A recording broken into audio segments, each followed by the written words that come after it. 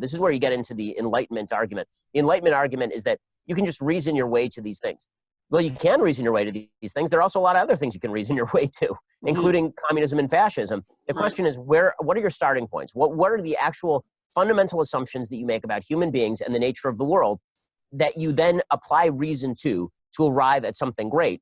And this is why I'm not a fan of the Enlightenment view that just if we start tabula rasa, we can come up with exactly the system that we've built today. I don't think that that's either historically accurate or philosophically accurate, because we see that human beings reach a wide variety of conclusions based on different premises. Well, it's also the case that it assumes that reason, in fact, in some sense, can be complete, including its ability to generate its own comprehensive axioms, which can also be justified on rational grounds. And it's not obvious to me that that's the case. I think that's why the founders of the Declaration of Independence were forced to say, we find these truths to be self-evident. Right? You have to have a starting point. And this is something that I do believe that people like Steven Pinker, who I have a great amount of admiration for,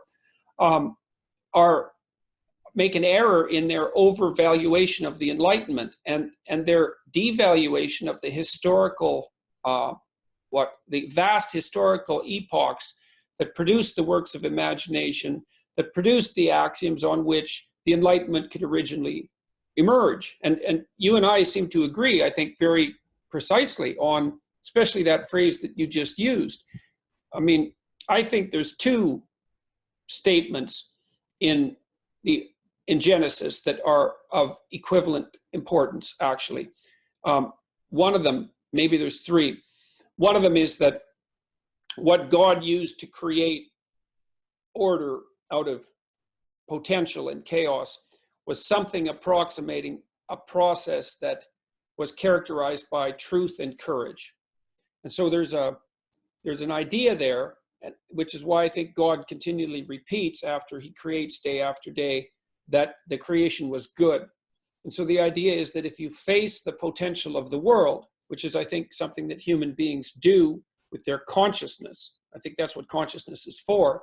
If you face the world with truth and courage, then what you generate out of that field of possibilities is in fact good.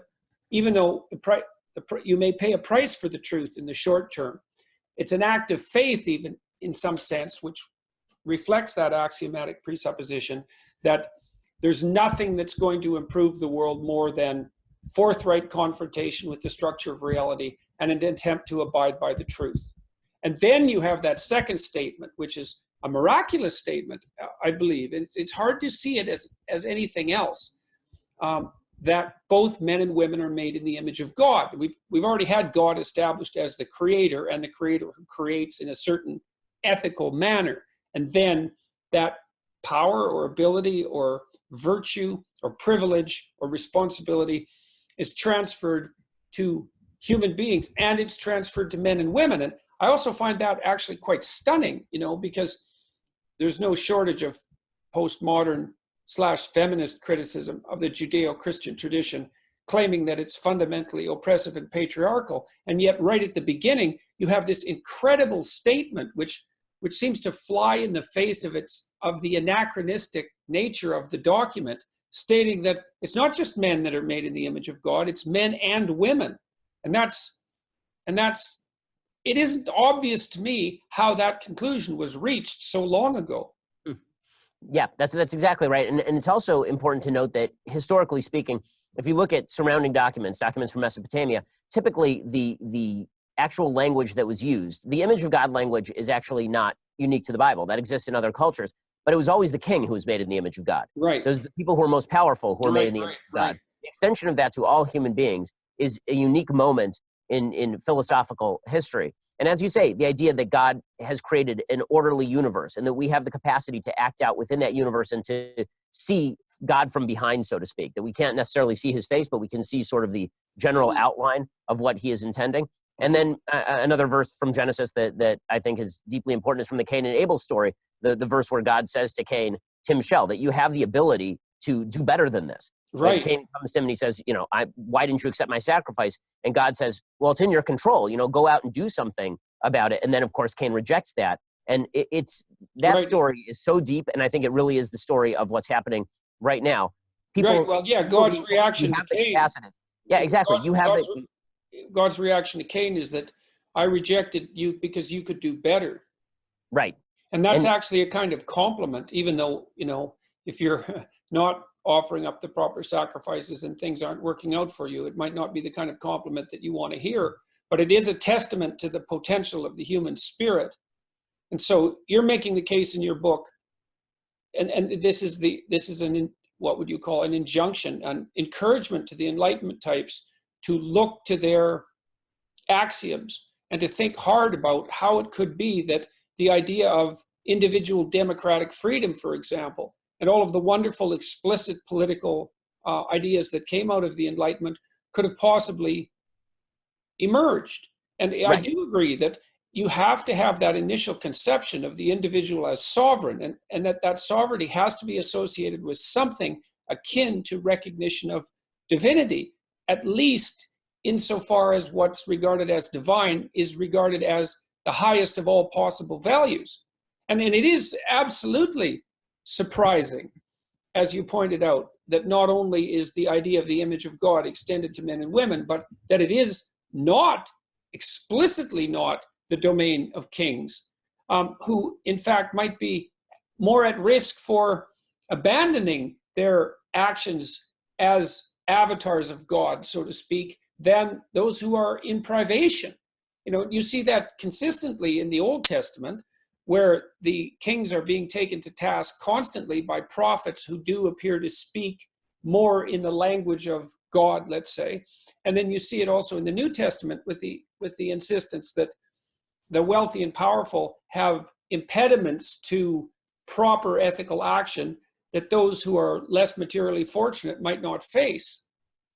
Yeah, I mean, that thematic is present, obviously, in the Old Testament. There's actually a passage where it's talking about the sacrifices. I believe it's in the book of Leviticus, where it talks about bringing accidental sin sacrifices.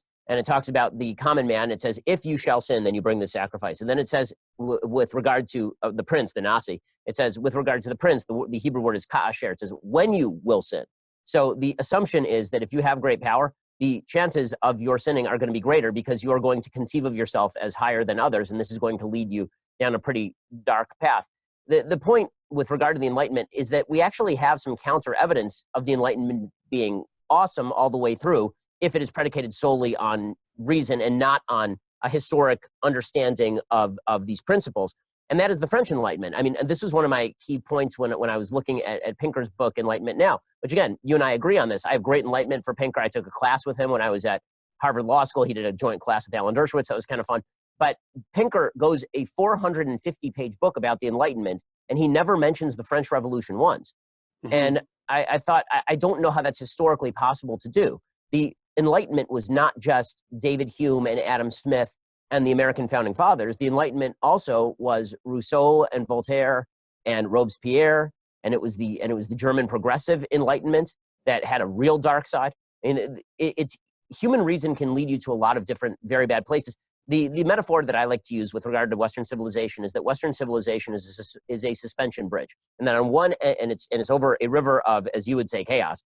And on the one end of the bridge, the big pole, is these fundamental assumptions you have to make about the nature of the world that I don't believe could be arrived at other than through some form of divine revelation. This would be the Judeo-Christian tradition. And those principles are things like we have free choice. That's an assumption you have to make and is not implicit in scientific materialism. Mm-hmm. The idea that history has a progressive nature, that you can improve the world around you. Again, that is not that is reliant on an assumption you have to make. The idea that human beings are held to a morality that they themselves do not subjectively create out of emotional need. And that is something that you have to make an assumption about. The idea of objective truth itself is something you have to make an assumption about. And that's an assumption that I think can be made most specifically by the idea that there is a mind outside of us that creates that objective truth and stands behind an ordered universe. Right? All of those are assumptions from Judeo-Christian values. I also think there's evidence for much of this. One of the things that I've been discussing with my audiences is like, it depends obviously on what you're willing to take as evidence.